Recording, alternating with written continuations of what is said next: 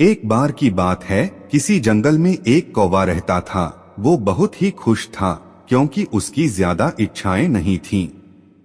वह अपनी जिंदगी से संतुष्ट था। लेकिन एक बार उसने जंगल में किसी हंस को देख लिया और उसे देखते ही सोचने लगा कि ये प्राणी कितना सुंदर है। ऐसा प्राणी तो मैंने पहले कभी नहीं देखा। इतना साफ और सफेद। यह तो इस जंगल में औरों से बहुत सफेद और सुंदर है, इसलिए यह तो बहुत खुश रहता होगा। कौवा हंस के पास गया और पूछा, भाई तुम इतने सुंदर हो इसलिए तुम बहुत खुश होगे। इस पर हंस ने जवाब दिया, हाँ मैं पहले बहुत खुश रहता था जब तक मैंने तोते को नहीं देखा था। उसे देखने के बाद से लगता है कि तोता धरती का सबसे सुंदर प्राणी है। हम दोनों के शरीर का तो एक ही रंग है, लेकिन तोते के शरीर पर दो दो रंग है। उसके गले में लाल रंग का घेरा और वो सुर्ख हरे रंग का था। सच में वो बेहद खूबसूरत था।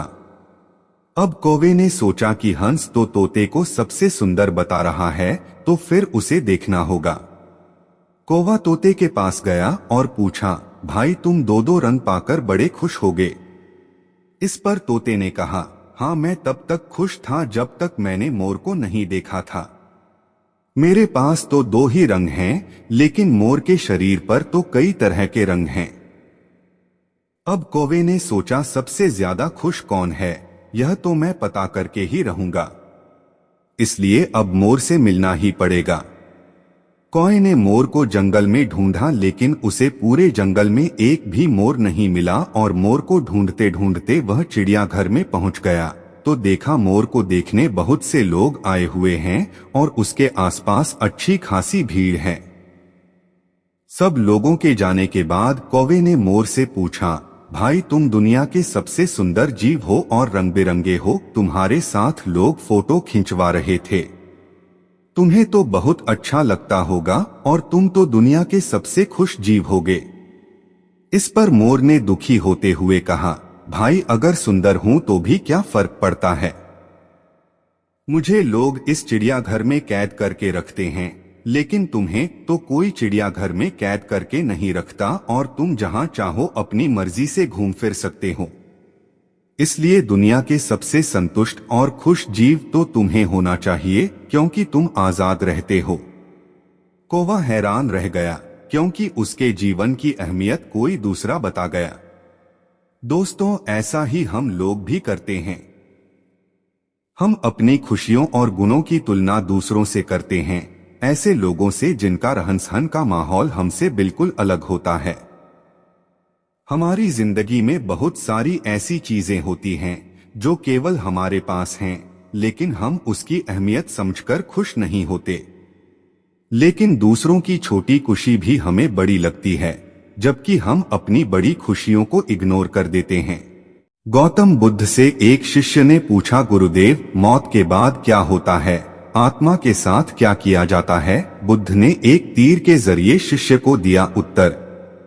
जीवन और जीवन से जुड़े विषयों पर गौतम बुद्ध का नजरिया बहुत सटीक और एकदम समझ में आने वाला ही रहा है।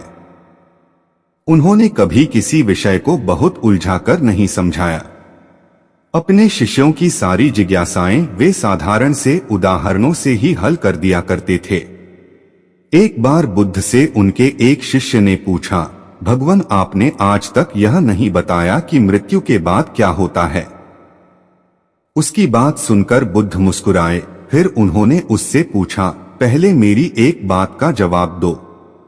अगर कोई कहीं जा रहा हो और अचानक कहीं से आकर उसके शरीर में एक जहर भरा तीर लग जाए तो उसे क्या करना चाहिए? पहले शरीर में घुसे तीर को हटाना ठीक रहेगा या फिर देखना कि बाण किधर से आया है और किसे लक्ष्य कर मारा गया है? शिष्य ने कहा, पहले तो शरीर में घुसे तीर को तुरंत निकालना चाहिए, नहीं तो जहर पूरे शरीर में फैल जाएगा। बुद्ध ने कहा, बिल्कुल ठीक कहा तुमने। अब यह बताओ कि पहले इस जीवन के दुखों के निवारण का उपाय किया जाए या मृत्यु की बाद की बातों के बारे में सोचा जाए? जो हमारे वश में है ही नहीं, उसका विचार ही क्यों करना? किसकी मृत्यु कब आएगी, ये सिर्फ परमात्मा जानता है। मनुष्य के हाथ में सिर्फ कर्म करना है। उसे उन विषयों के बारे में सोचकर वक्त बर्बाद करना ही नहीं चाहिए जो बातें उसके हाथ में हैं ही नहीं। उसे सिर्फ उन बातों के बारे में सोचना चाहिए जो वो कर सकता है। शिष्य अब समझ चुका था और उसकी जिज्ञासा शांत हो गई। कहानी से सीख, मोरल ऑफ स्टोरी, इंसान को उन बातों के बारे में सोचकर समय नहीं गंवाना चाहिए जिन पर उसका कोई जोर ना हो।